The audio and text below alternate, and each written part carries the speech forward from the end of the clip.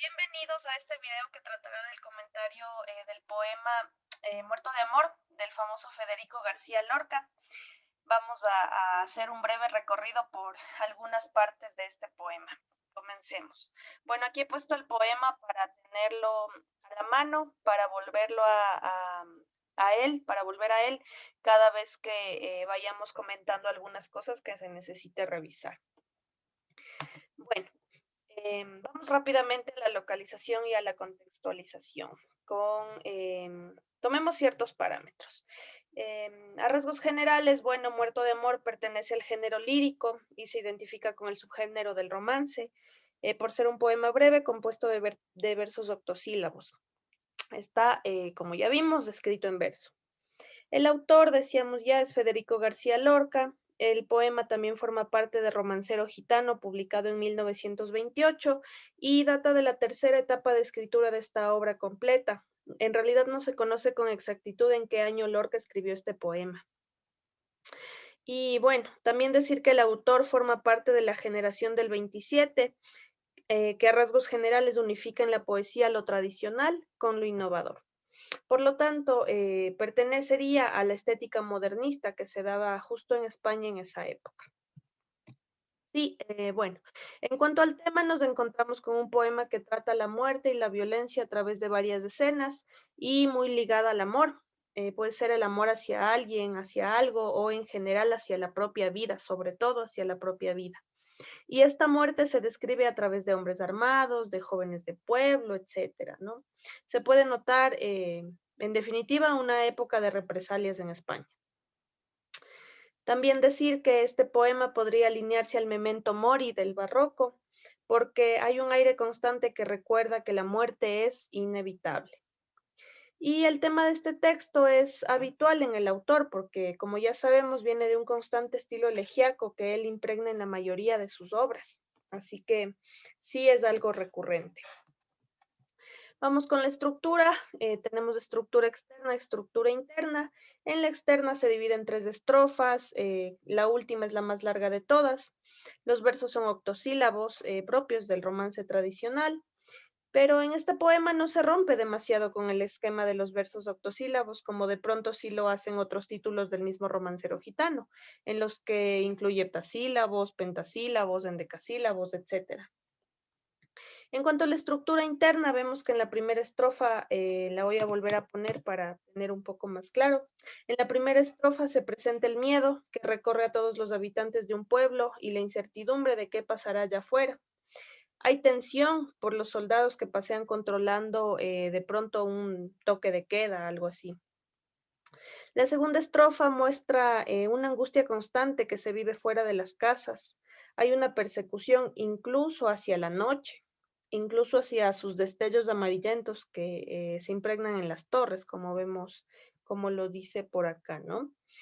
La represión es evidente y los perseguidores pasean tranquilos afuera, beben, se emborrachan por todos los corredores.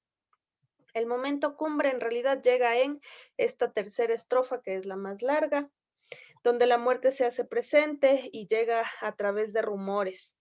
Las muertes de los jóvenes se lloran por sus esposas, lo vemos por aquí, y por las plañideras que hacen eco de todo el lamento del pueblo, que está en cambio por acá. Después vemos cómo un hijo le pide a su madre que su muerte se llegue a saber hasta confines lejanos, mientras recuerda que los juramentos de quienes asesinaron ya están lejos, junto con las personas que los hicieron, ¿no? Y también junto con los símbolos que ponen para ellos, que están como por acá. Bueno, el poema finaliza mostrando que las puertas del cielo se cierran para los asesinos, mientras ellos con sus luces siguen buscando víctimas.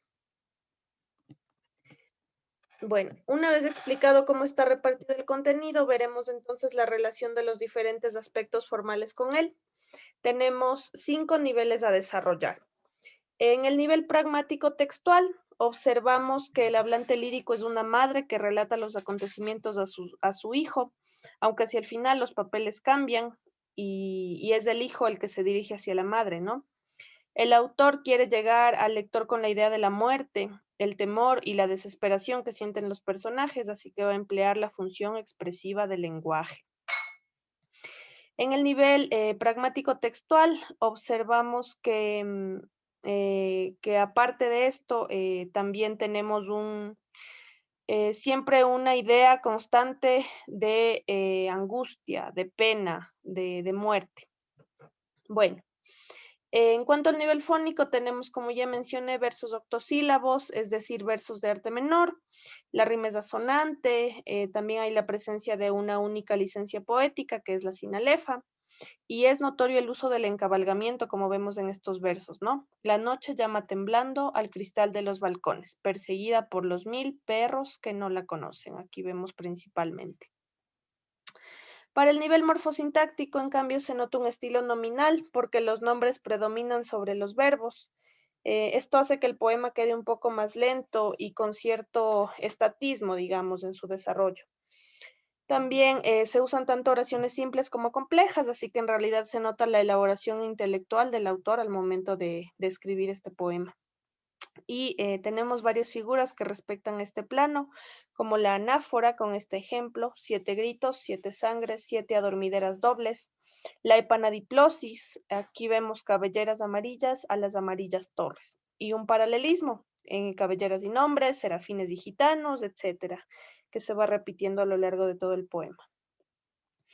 Para el nivel léxico-semántico encontramos campos léxicos principales, que son, por ejemplo, pueblo, con las palabras corredores, faroles, balcones, muerte, con las palabras sangre, llanto, con cortes, con coronas de flores, que de pronto aparecen casi hacia el final, y también el paso del tiempo y la destrucción. Tenemos ahí la caña mojada que expresa justo el paso del tiempo y el arco roto de medianoche que indica la destrucción, y el arco también es un elemento que utiliza Lorca para simbolizar siempre este tema de la muerte. Sí, bueno, este texto también tiene un carácter denotativo porque se ajusta a la realidad.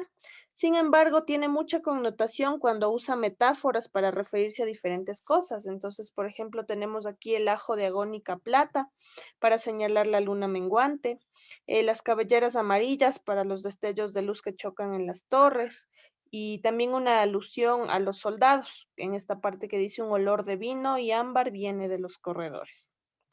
Y finalmente encontramos una sinestesia, que es clamaban las luces. Bueno, entonces, para dar un poco de cierre con una valoración crítica, puedo decir que Muerto de Amor es un poema que en realidad no se aleja de la forma tradicional del romance, pero no por ello pierde fuerza en el mensaje que quiere transmitir, ni por ello quiere decir que no hay cuestiones modernas en él.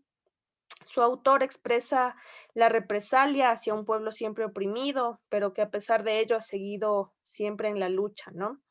Con esto también viene lo que ya he mencionado y repetido varias veces, pero es importante seguir repitiendo, y es el claro mensaje de la muerte y un sentimiento de pena también que atraviesa todos los poemas del romancero gitano. Es un tema muy recurrente en él.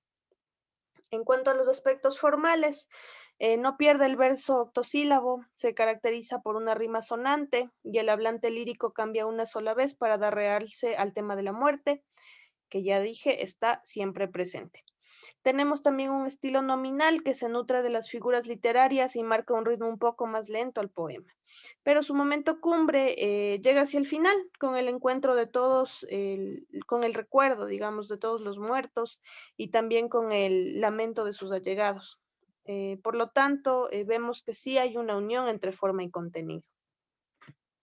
Y este ha sido mi comentario y mi análisis. Espero que haya sido de su agrado. Espero que les brinde algunas luces respecto a la magnífica obra de García Lorca, que les incentive a leer el resto de sus poemas, el resto del romancero gitano, y que me cuenten qué tal les pareció. Muchas gracias y nos vemos pronto.